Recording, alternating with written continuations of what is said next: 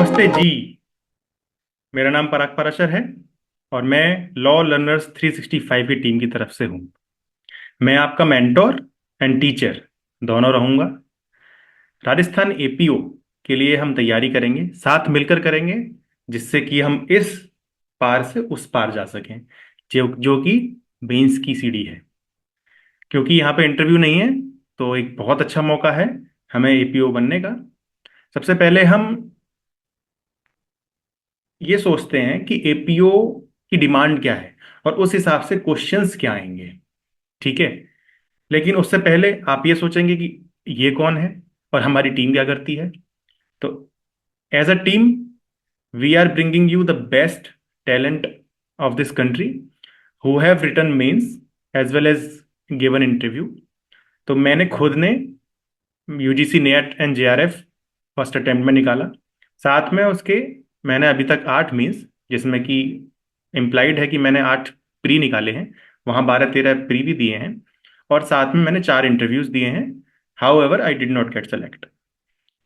तो अभी मैं अपनी जो नॉलेज एक्सपीरियंस को आपके साथ साझा करना चाहता हूँ, और जिसकी वजह से हम एपीओ में एक अच्छा स्कोर कर पाएं और ये ना सोचें बैठ के कि मेरी कट ऑफ क्लियर होगी नहीं होगी। हम ये चाहते हैं कि हमारा स्कोर इतना रहे कि हम सीधा मेंस की तैयारी कर रहे हो, हम ये इंतजार ना कर रहे हो कि कट ऑफ कितनी है। ठीक है। तो सबसे पहले हम एपीओ के पैटर्न की बात कर लेते हैं।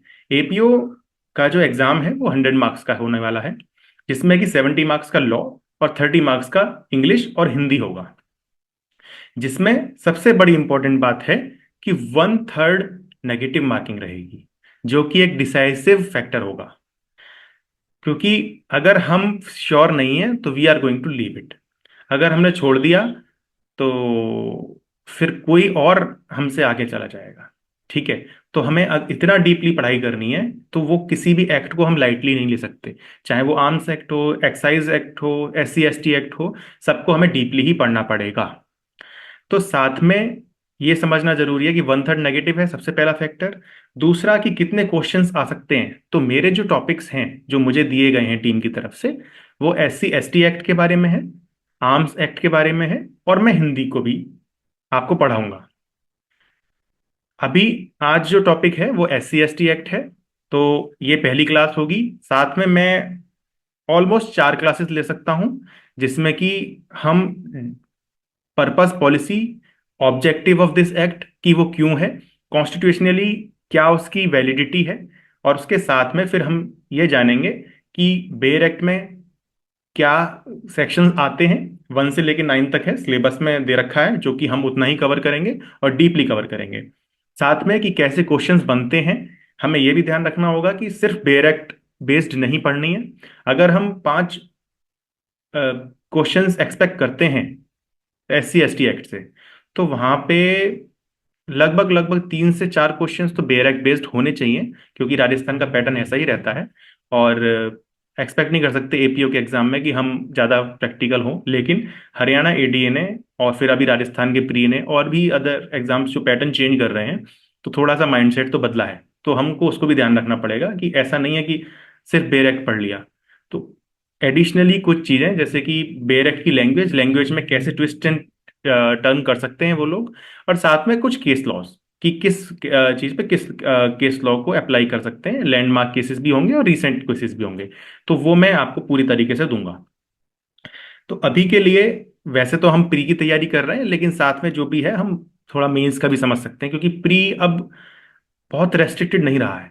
कि ये नहीं सोचेंगे कि सिर्फ bare act based, provision based आ गया। मैं कोशिश करूंगा कि आपको क्वेश्चंस और सॉरी प्रोविजंस यहीं से याद हो जाएं, सेक्शंस यहीं से याद हो जाएं, और मैं ट्रिक्स एंड टिप्स बताऊंगा उसकी।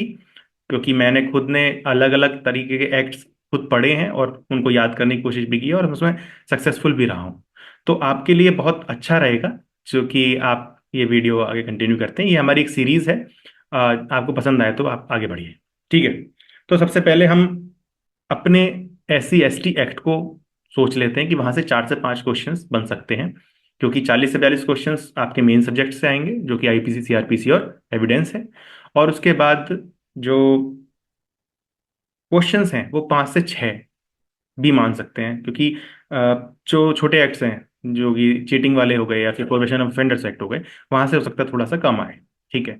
तो SC ST एक्ट एक स्पेशल लॉ हो गया, जो कि हम जनरली कॉन्सेप्चुअल नहीं मानते, और उसको हम दरकिनार भी इग्नोर भी करके चलते हैं कि इसमें से कितना ही पूछ लेंगे, और वैसे भी 1 से लेकर 9 तक दे रखा है। तो पहले हमारा सिलेबस, उसको हम कवर करते हैं।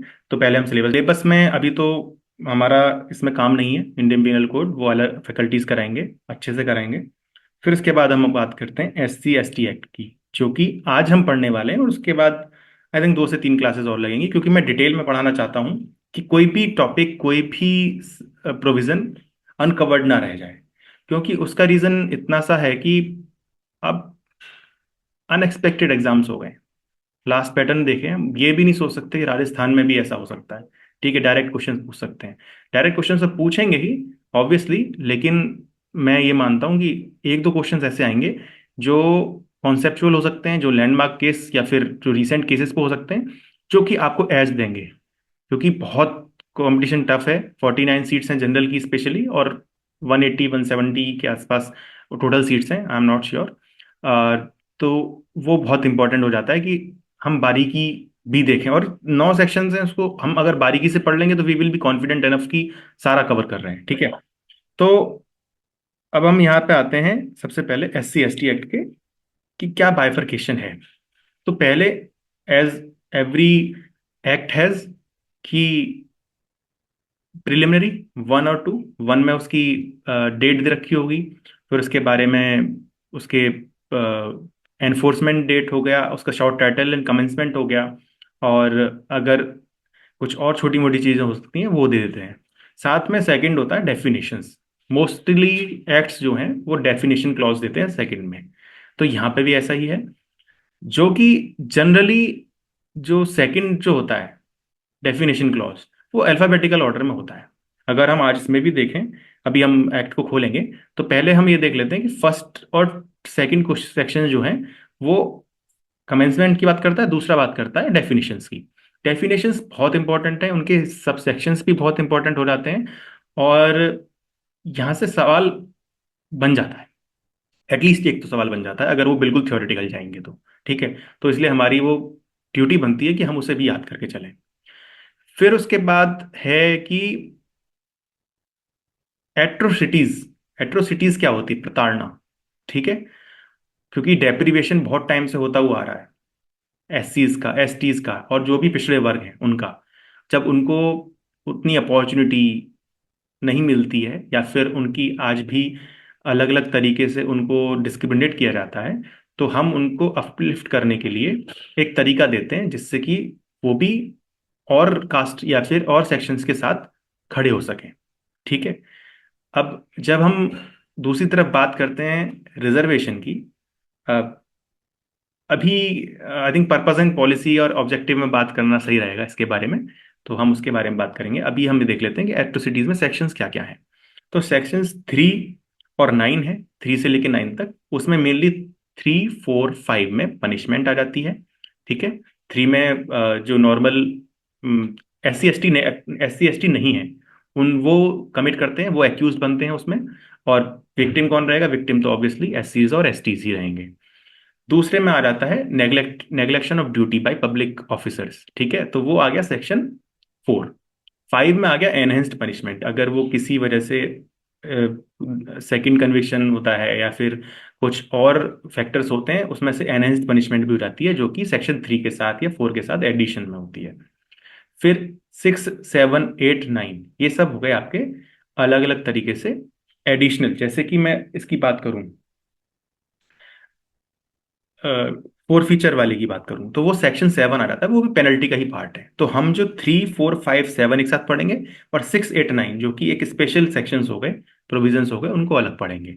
और इसी तरीके से मैं आपको एक अलग अलग ग्रुप्स में डिवाइड कर दूंगा प्रोविजंस को, जिससे कि आपको इजी रहेगा उनको याद रखना, और आपके दिमाग के ना एक अलग से सेक्शन में वो फोटो खिंच जाएगा। जब वो फोटो खिंच जाता है ना, और उसको हम फिर बार बार रिवाइज करते हैं, 4 बार 5 बार 6 बार, तो फिर प्रॉब्लम नहीं होती आंसर करने में। ठीक है।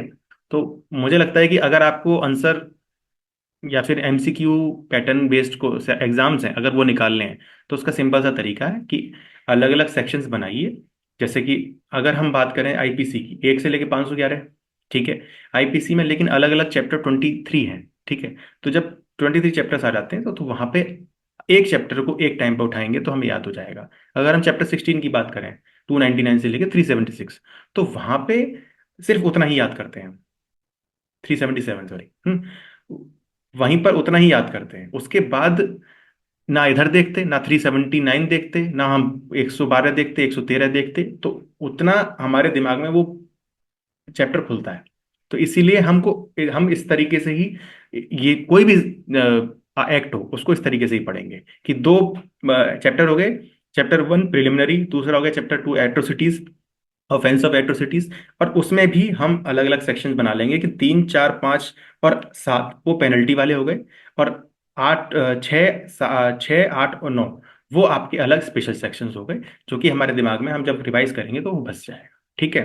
तो अभी के लिए SC ST एक्ट पढ़ते हैं, तो SC ST एक्ट खोल लेते हैं। मैंने आपको बताया कि चैप्टर 1 और 2 हो गया short title and commitment, chapter sorry section 1 short title extended commitment, दूसरा हो गया आपका डेफिनेशंस क्लॉज, ठीक है। फिर उसके बाद मैंने आपको 3, 4, 5 और 7, यही है punishment of offence atrocities, last उसके बाद हो गया punishment for neglect of duties, उसके बाद हो गया एनहेंस्ड पनिशमेंट सब्सिक्वेंट कन्विक्शन, और फिर है for feature of property of certain person, ठीक है।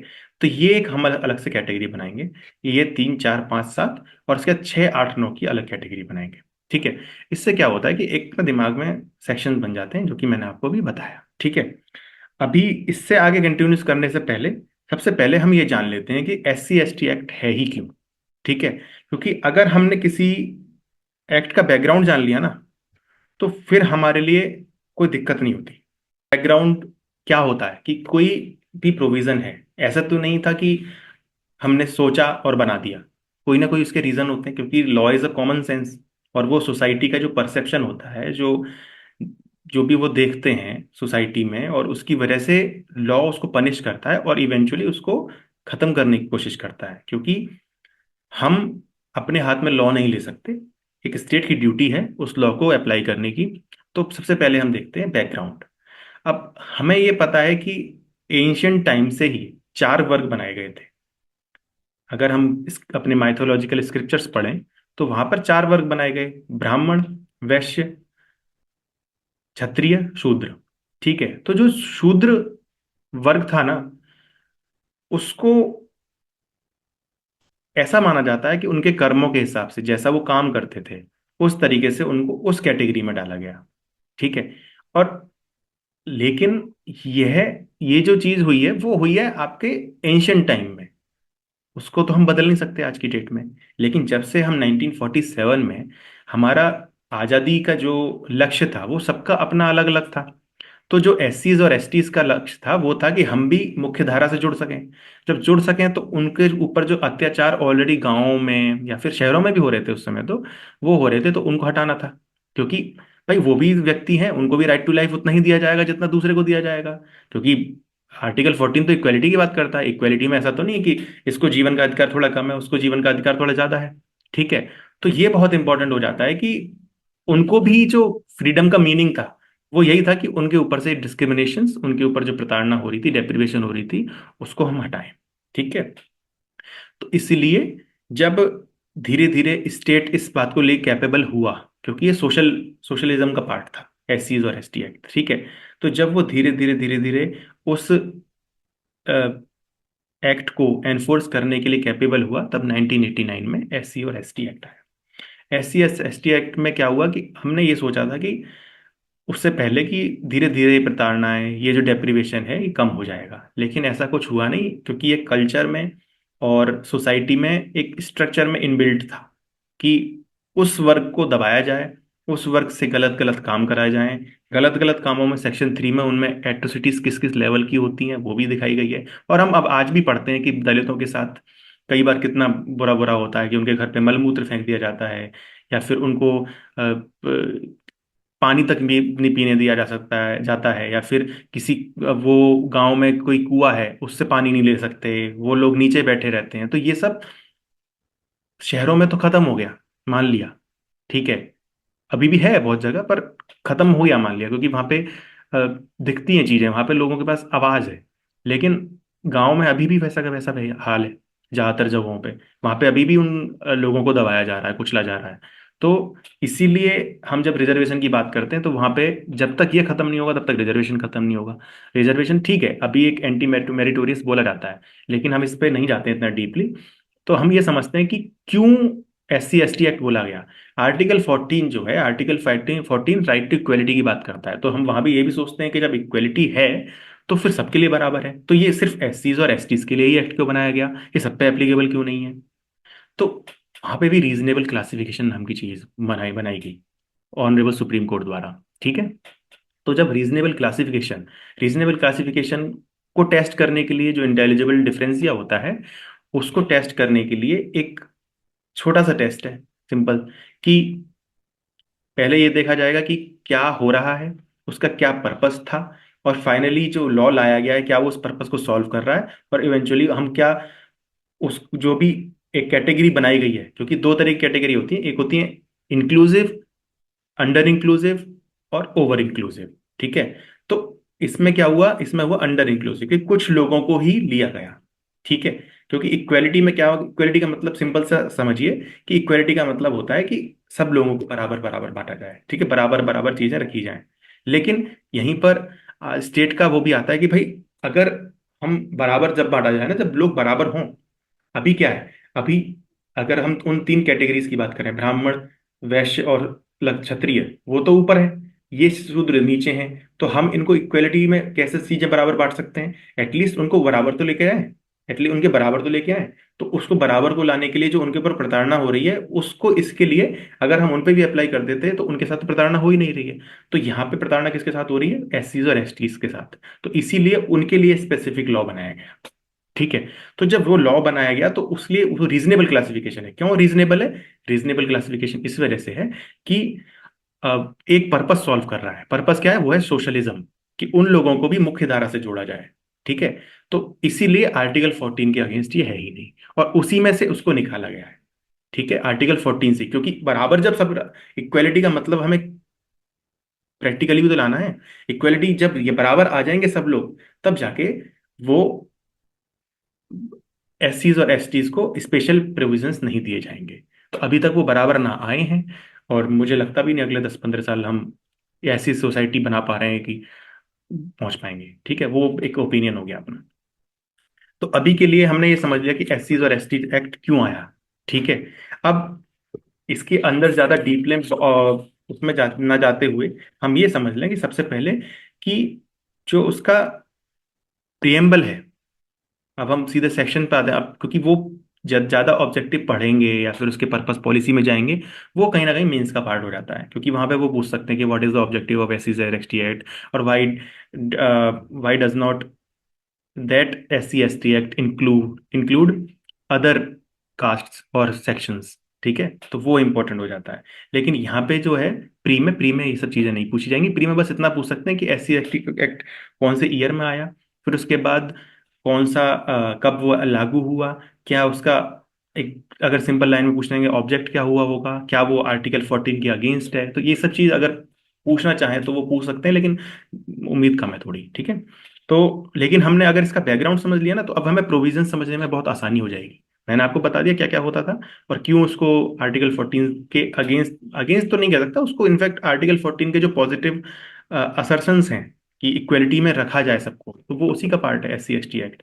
तो जब वो हमें समझ में आ गया कि अच्छा ये ऑब्जेक्टिव रहा था कि उनको मुख्य धारा से जोड़ा जाए, तो मुख्य धारा से जोड़ने के लिए तो हमने जो भी उनके संग क्राइम हो रहे थे, और वो एक डर पैदा कराया जाए दूसरे सेक्शंस में कि आप इनके साथ ऐसा नहीं कर सकते, ना आपका ये अधिकार है, उनके पास भी right to life with dignity है। डिग्निटी समझ रहे हैं आप, डिग्निटी का मतलब है कि वो एक इज्जत के साथ उस लाइफ को जिए। उनका भी उतना ही अधिकार है जितना किसी अमीर आदमी का, या फिर किसी ब्राह्मण का, या फिर किसी वैश्य का, शुद्ध और हो, क्यों ना हो। आज हम संवैधानिक देश में हैं, सबसे बड़ा कॉन्स्टिट्यूशनल कंट्री नेशन है, तो सबको बराबर रखना पड़ेगा। तो उसके लिए ये बनाया गया। तो आज भी इतना ही एप्लीकेबल है, और SC ST एक्ट के अभी भी केसेस बहुत आते हैं। ठीक है। तो सबसे पहले हम इसका प्रियम्बल पढ़ लेते हैं। ठीक है, बैकग्राउंड तो हमने समझ लिया। को पढ़ें तो an act to prevent the commission of offences of atrocities against the members of scheduled caste and the scheduled tribes. ठीक है। तो सबसे पहले आपको ये समझना पड़ेगा, इसी से ही बहुत सारे सेक्शंस समझ में आ जाएंगे, एक आइडिया समझ में आ जाएगा कि इसमें विक्टिम कौन हो सकता है। ठीक है। विक्टिम सिंपल सी बात है, जब यहाँ पे इन्होंने कहा कि ऑफेंस ऑफ एट्रोसिटीज, पहली बात तो हमें ये वर्ड समझने बहुत जरूरी है कि पहली बात तो एट्रोसिटी क्या होती है। ठीक है। एट्रोसिटी अलग अलग तरीके से हो सकती है, जो कि सेक्शन 3 में अच्छे से, in fact I have not calculate the numbers कि कितनी ज्यादा एट्रोसिटीज दे रखी हैं, पर सबसेक्शन 1 और सबसेक्शन 2 में डिवाइडेड है। कुछ सोशल हैं, कुछ रिलीजियस भी हैं, कुछ ऑफिशियल भी हैं, प्रोफेशनल, है ना, और कुछ पीनल भी हैं। पीनल मतलब कि किस तरीके से हम उनको इन्वॉल्व करते हैं या फिर उनके खिलाफ हम एक्ट कमिट करते हैं। ठीक है, उनके अगेंस्ट, तो फिर वो उसमें SC ST एक्ट भी लग जाता है साथ में। ठीक है। तो सबसे पहले क्या हुआ, ऑफेंस ऑफ एट्रोसिटीज हो गया, क्योंकि ये प्रेम्बल जो है ना, ये बताता है कि इस लॉ का पर्पस क्या है। पर्पस क्या है कि क्या क्या चीज इसके अंदर है। ठीक है। तो इसलिए प्रेम्बल पढ़ना बहुत इंपॉर्टेंट है। तो उससे पहले हम अगर प्री के हिसाब से देख रहे हैं तो क्या क्या इंपॉर्टेंट हो जाता है, तो एक्ट नंबर 33 ऑफ 1989। ठीक है। तो इसको हमें हाईलाइट करना है, एक्ट नंबर 33 ऑफ 1989। अब ये जो 11 सितंबर 1989 दे रखा है, क्या ये इनेक्टमेंट डेट है? ऑब्वियसली नहीं, ये प्रेसिडेंशियल असेंट की डेट है। ठीक है। जो इनेक्टमेंट डेट है वो नीचे दे रखी होगी, जिस दिन वो गेजेटेड ऑफिस उसमें गेजेटेड नोटिफिकेशन में निकलती। ठीक है। ये हमें ध्यान रखना बहुत जरूरी है, और ये डेट्स सॉरी टू से हमें रटनी पड़ती है। ठीक है। कोई भी आप किसी भी डेट के साथ जो कि आपको याद रहती है उसके साथ जोड़ लें तो मुझे लगता है याद हो जाएगी। जैसे कि एग्जाम्पल है कि पॉक्सो कब इनेक्ट हुआ, तो वो चिल्ड्रंस डे के दिन इनेक्ट हुआ, और 2012 में हुआ, 14 नवंबर 2012। तो इस तरीके से आप याद कर सकते हैं। ठीक है। तो सबसे पहले हम क्या पढ़ रहे थे कि ऑफेंस ऑफ एट्रोसिटीज हो गया। ठीक है। Against the members of scheduled caste and schedule tribes. तो दो ही कैटेगरीज दी हैं जिन जो विक्टिम हो सकती हैं, schedule caste and schedule tribes. अब आप कहोगे शेड्यूल कास्ट और शेड्यूल ट्राइब्स कौन सी होती हैं? वो संविधान ने अच्छे से डिक्लेयर कर रखा है, जो कि आर्टिकल 366 में डिफाइंड है। ठीक है, कि कौन से शेड्यूल कास्ट से शेड्यूल ट्राइब होती हैं, और जो कि 1950 में अपना संविधान आया तो कुछ ट्राइब्स को पहले से ही डिक्लेयर कर दिया गया पार्लियामेंट द्वारा, और फिर उसके बाद प्रेसिडेंट को पावर दे दी गई कि आप SCs और ST एक्ट को, SCs और STs को डेजिग्नेट कर सकते हो कि ये कास्ट जो है अभी डिप्राइव्ड है, और उस स्टेट में ये अभी भी डिप्राइव्ड है, और उनको SC और ST एक्ट के जो भी उनको आरक्षण मिलता है या फिर जो भी उनको प्रिविलेज मिलता है उनको दिया जाए। तो वो प्रेसिडेंट आइडेंटिफाई करते हैं with the help of obviously council of ministers, with the aid of. ठीक है। और रिसेंटली स्टेट को ये पावर दे दी गई थी फिर से, कि आप भी बता सकते हैं कि कौन सा है, लेकिन प्रेसिडेंट की पावर ही है उसको अनाउंस करने की। ठीक है। जो कि I am not sure 104th amendment थी। ठीक है, आप इसको एक बार चेक कर लीजिएगा। ठीक है। तो offence of atrocities against the members of scheduled caste and schedule tribes provide for, अब यहाँ पे आ गया कि क्या क्या इस एक्ट के अंदर है। ठीक है।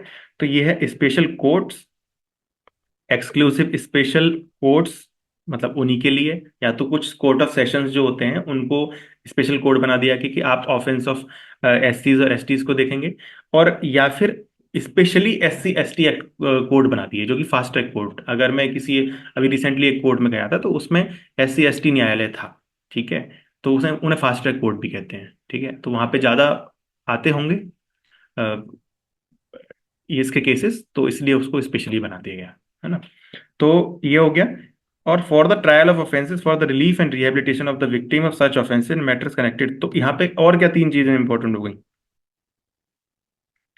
कि एक तो ट्रायल होगा, पावर्स एंड प्रोसीजर पे रखा होगा, फिर रिलीफ हो गया, फिर रिहैब हो गया। ठीक है। और विक्टिम्स, विक्टिम्स कौन है, और SCs और STs, वो हमने अभी कर लिया डिस्कस। ठीक है। तो इसमें हमने क्या क्या चीज निकाली, अगर हम इसको बांट लें तो पहला क्या हुआ, पहला आया ये रहा। पहला, ऑफेंस ऑफ एट्रोसिटीज हो गया। दूसरा हो गया कि विक्टिम कौन हो सकता है, caste and, sorry, scheduled caste and scheduled tribes. तीसरा हो गया ट्रायल ऑफ सच ऑफेंसेस, कौन करेगा, स्पेशल कोर्ट्स करेंगे। ठीक है, ट्रायल और सब ऑफेंसेस, और हो गया ये तुम्हारा हो गया रिलीफ एंड रिहैब, चार हो गया। ठीक है, तो अब हम ट्रायल ऑफ सच ऑफेंस को special code and exclusive special code को एक जगह रख लेते हैं। ठीक है, तो ये चार चीज हो गई प्रेम्बल की। ठीक है, वो हमें याद रखनी है। तो उसमें पूछ सकते हैं प्रेम्बल में क्या क्या चीजें हैं, तक कुछ एक एडिशनल चीज डाल दें, उसमें लिख दें ऑल ऑफ द अबव, या फिर बोल दें कि ABC।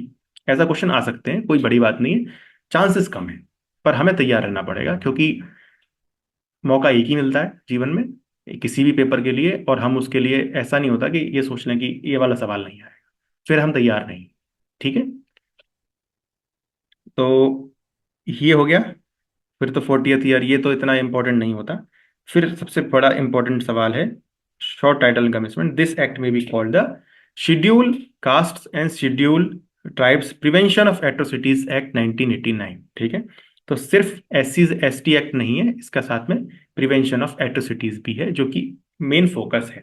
क्योंकि अगर हम देखें कि रिजर्वेशन का है कि उनको अपलिफ्टमेंट हो गया, सोशलिज्म हो गया, ये सारी चीजें अलग चलती हैं, लेकिन इस एक्ट का पर्पस है प्रिवेंशन ऑफ एट्रोसिटीज, जो कि क्राइम है।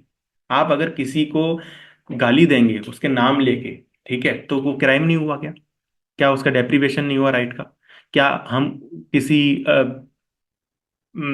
SC ST से हम ऐसा काम कराएंगे जो कि मलमूत्र का हो, या फिर उसको पानी नहीं पीने देंगे जिस पर अधिकार हो, पब्लिक प्रॉपर्टी हो, या फिर हम उसको बोलेंगे कि आप ट्रेन में मत चढ़ो? तो क्या ये अधिकार नहीं है उनका? सबका अधिकार है, बराबर का अधिकार है, संविधान है ये। ठीक है, तो इसमें प्रिवेंशन ऑफ एट्रोसिटीज का इंपॉर्टेंट है, इसलिए SC ST एक्ट आज भी आपने देखा कितने सारे केसेस आते हैं, और हम फिर ये कहते हैं कि अभी से अभी एट्रोसिटीज खत्म हो गई हैं और रिजर्वेशन खत्म कर देना चाहिए। सॉरी, ऐसा नहीं है। ठीक है, तो इसीलिए अभी तो चलेगा। ठीक है, तो आज के लिए हम शॉर्ट टाइटल एंड कमिटमेंट तक पढ़ेंगे, और उसके बाद कल हम डेफिनेशंस करेंगे, क्योंकि डेफिनेशंस बहुत इंपॉर्टेंट हो जाती है। तो दूसरी क्लास डेफिनेशंस में आएगी, तीसरी क्लास हमारी जाएगी सेक्शन 3 में, और बची हुई फिर मिसलेनी उसमें चली जाएगी चौथी क्लास, और वहाँ पे हम लैंडमार्क केसेस एंड जो रिसेंट केसेस हैं उनको भी देख लेंगे कि क्या होता है, और फिर कुछ MCQs करके देख लेंगे कि कहाँ कहाँ से सवाल आते हैं, और साथ साथ में मैं ये भी बताता जाऊंगा कि प्री में सवाल कहाँ से पूछते हैं। जैसे मैंने ऊपर बताया ना कि रिपब्लिक इसमें प्रियम्बल में कहाँ पूछा है, और उससे पहले मैंने बताया कि एक्ट नंबर 33 और जो डेट है, it shall come into force on such date, तो नीचे पक्का लिख रहा होगा कि कौन सी डेट है। ये है आपकी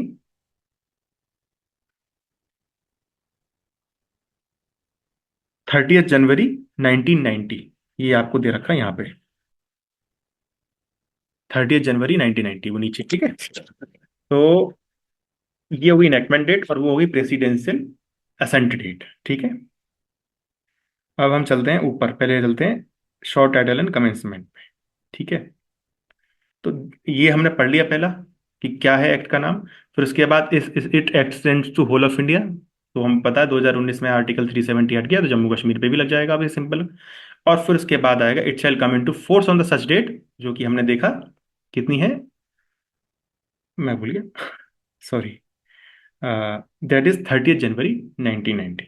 ठीक है, तो यहां से कितने क्वेश्चन बन गए? एक तो हो गया इनेक्टमेंट डेट का बन गया, एक हो गया कि इस एक्ट का पूरा नाम क्या है। ठीक है, वो भी बन सकता है क्योंकि अगर सिंपल पेपर आता है तो। और उसके बाद प्रियम्बल में क्या क्या चीजें दे रखी हैं, हमने चार चीजें वो कर लिया। फिर ये कौन सा नंबर का एक्ट था, 1989 का एक्ट नंबर 33 था। ठीक है, फिर रेसिडेंशियल असेंट की डेट क्या थी वो भी हो गई। उससे पहले हमने ऑब्जेक्टिव को डिस्कस कर लिया इसके कि क्या होता है। ठीक है, डेफिनेशंस जो हैं, डेफिनेशंस जनरली अभी हम एक रफ व्यू ले लेते हैं, क्योंकि अ, अगला जो डेफिनेशंस है वो अगली क्लास में करेंगे, let it keep it short. ठीक है, तो उसमें जो डेफिनेशंस होती हैं वो अल्फाबेटिकल ऑर्डर में होती हैं, अगर हमें याद करना हो। तो अगर हम इंपॉर्टेंट डेफिनेशंस को याद कर लेते हैं, जैसे ए से एट्रोसिटी हो गया। ठीक है, फिर उसके बाद जो सबसे इंपॉर्टेंट डेफिनेशन हो गई डिपेंडेंट की हो गई। ठीक है, फिर उसके बाद ये छोड़ देते हैं एक्सक्लूसिव स्पेशल कोड वगैरह। फिर आगे बढ़ते हैं, वो हो गया schedule caste and schedule tribes. 2C। ठीक है। फिर आ गया सोशल बॉयकॉट और विक्टिम। ठीक है, हाँ सॉरी, इकोनॉमिक बायकॉट, बॉयकॉट और है ऊपर, ये रहा BC। ठीक है। तो ऐसी डेफिनेशंस को का हम वो अगर सब क्लॉज याद कर लें तो फिर इजी हो जाता है कि अच्छा, ए में एट्रोसिटी था, BC में इकोनॉमिक बायकॉट था। तो अगर हमारे पास ऑप्शन आते हैं, ठीक है, तो हम उसको एलिमिनेट करके उसके बीच में डाल के देख सकते हैं। ठीक है, क्योंकि ऐसा पॉसिबल नहीं माना जाता कि हम सारे सबसेक्शन याद कर लें। ठीक है। पर छोटा एक्ट है, सिलेबस कम है, तो हम ये भी कर सकते हैं, याद करने की कोशिश कर सकते हैं। ठीक है। तो वो हम नेक्स्ट क्लास में पढ़ेंगे। तो ये जो डेफिनेशंस हैं, तो मैं बता देता हूँ कौन कौन सी डेफिनेशन को हम पढ़ेंगे। विक्टिम को पढ़ेंगे, विटनेस को पढ़ेंगे, सोशल बॉयकॉट और इकोनॉमिक बायकॉट को एक साथ पढ़ेंगे। Schedule caste and schedule tribe को उसको क्या करना, 366 में मैंने आपको बता ही दिया। तो वो तो अलग चीज़ें हो गई। ये सब चीज़ें हैं। तो जो फॉरेस्ट राइट्स हैं, मैनुअल स्कैवेंजर्स हैं, इन सबको तो अदर एक्ट से लिया गया है कि ये इस एक्ट में इसकी डिफाइन कर रखे हैं, तो वहां से ले लिया जाएगा उसकी डेफिनेशन। ठीक है। तो ज़्यादातर जनरली यही होता है कि जैसे हम इसमें बात करें कि क्योंकि ये क्रिमिनल लॉ है, ठीक है, तो SC ST एक्ट में ऑफेंसेस पेनल्टी की बात करता है, तो क्रिमिनल लॉ है। तो जो भी ऐसे वर्ड्स होंगे जो कि डिफाइंड नहीं होंगे, वो या तो फिर CRPC में होंगे, या IPC में होंगे, या एविडेंस एक्ट में होंगे। तो उन तीनों में से अगर किसी में भी वो डिफाइंड है, तो वो ये माना जाएगा कि it is being defined here only. ठीक है। तो वो वहां से ले लिया जाएगा। कन्फ्लिक्ट में नहीं होते, these are the additional acts, क्योंकि स्पेशल लॉज हैं। कुछ चीजें जो इन्होंने स्पेशल दे दी हैं वो ओवरराइड कर जाती हैं जनरल पीनल कोड्स पे, जैसे क्रिमिनल पे, IPC पे। एविडेंस एविडेंस तो अपने आप में होता ही है, उसको तो क्या ओवरराइड करना। लेकिन अ, जो और वर्ड्स हैं जो डिफाइंड नहीं है इस एक्ट में, वो लिए जाते हैं, जैसे कि CRPC और IPC में दे रखे हैं। ठीक है। तो ये इस तरीके से रहता है। तो मैंने क्या बोला कि उधर बता दिया कि उस वाले पेज पे कौन कौन सी डेफिनेशन इंपॉर्टेंट है। पब्लिक सर्वेंट की नहीं है, मैनुअल फॉरेस्ट राइट की भी नहीं है, एक्सक्लूसिव स्पेशल कोड की डेफिनेशन नहीं है, कि एस्टेब्लिश्ड है। ठीक है। फिर उसके बाद सबसे इंपॉर्टेंट है इकोनॉमिक बाइकॉट। ठीक है। और डिपेंडेंट में भी कौन कौन लोग आते हैं, ये इंपॉर्टेंट हो गई। और एट्रोसिटी को तो हम पूरा सेक्शन 3 को एक साथ पढ़ेंगे ही पढ़ेंगे। सेक्शन 3 मुझे लगता है कि उसमें से 2 या 3 क्वेश्चन बनेंगे, और बचा हुआ जो है वो फिर आएगा डेफिनेशन से, या फिर क्वेश्चन एक्सपेरिमेंट से आएगा, या फिर वो जो पीछे के जो है 4 5 6 7 8 9 उनमें से बन जाएंगे। ठीक है। उनको हम डिस्कस करेंगे। तो आज के लिए यहाँ पर समाप्त करते हैं। तो हमने आज क्या क्या कवर किया उसको देख लेते हैं। आज हम आज हमने कवर किया ऑब्जेक्टिव, पहले तो कि क्या क्या सवाल आ सकते हैं, कहाँ कहाँ से आ सकते हैं। तो वो मैंने आपको बताया कि 5 या 6 सवाल आएंगे इस वाले एक्ट में से। उनमें से भी फिर 3 से 4 सवाल जो बेयर एक्ट बेस्ड होंगे, और एक में भी हो सकता है कि वो कॉन्सेप्चुअल हो। ठीक है। और एक हो सकता है केस बेस्ड हो। ठीक है, ऐसा उम्मीद हम करके चलते हैं। और दूसरा मैंने बताया ऑब्जेक्टिव कि ये लॉ क्यों है, क्यों आया था 1989 में, और कैसे उसकी वो रही। लेकिन भले ही वो मेंस के लिए बहुत इंपॉर्टेंट हो, लेकिन प्री के जो प्रोविजंस हैं उनको जहन में डालने के लिए वो बहुत इंपॉर्टेंट हो जाता है कि हम उसको समझें कि वो क्यों है एक्ट। ठीक है। तो हमने समझ लिया कि वो कुछ डिप्राइव्ड क्लासेस हैं, SCs और STs, उनके खिलाफ अभी भी अत्याचार होते हैं, जो कि एक क्राइम है। और उसको पनिश करने के लिए, और उसको एक डेटरेंट इफेक्ट डालने के लिए सोसाइटी में, वो SC ST एक्ट बनाया गया। ठीक है। तो हमने वो ऑब्जेक्ट कर लिया। फिर उसके बाद हमने प्रियम्बल किया, साथ में उसके एक्ट नंबर 33 देखा 1989 का। फिर उसके बाद हमने प्रेसिडेंशियल असेंट की डेट देखी। फिर हमने इनेक्टमेंट डेट देखी, वो नीचे दी हुई है। फिर हमने देखा कि प्रियम्बल को 4 हिस्सों में बांटा, 1 2 3 4। और फिर इवेंचुअली हम मूव करें सेक्शन 1 पे, जहाँ पे कि नाम दे रखा है फिर जो भी एक्ट का है, schedule caste and schedule tribes prevention of atrocities act 1989, ये नाम है। और फिर उसके बाद देखा कि होल ऑफ इंडिया है, जो कि सबको पता ही है, सारे एक्ट होल ऑफ इंडिया हो गए हैं एप्लीकेबल। और फिर उसके बाद आया आपका इवेंचुअली इनेक्टमेंट डेट, जो कि हमने डिस्कस कर ली। फिर डेफिनेशंस क्लॉज को देखा हमने कि कहाँ कहाँ कौन कौन सी इंपॉर्टेंट है, जो कि हम अगली क्लास में डिस्कस करेंगे। तो आई होप आपको ये वीडियो अच्छी लगी होगी।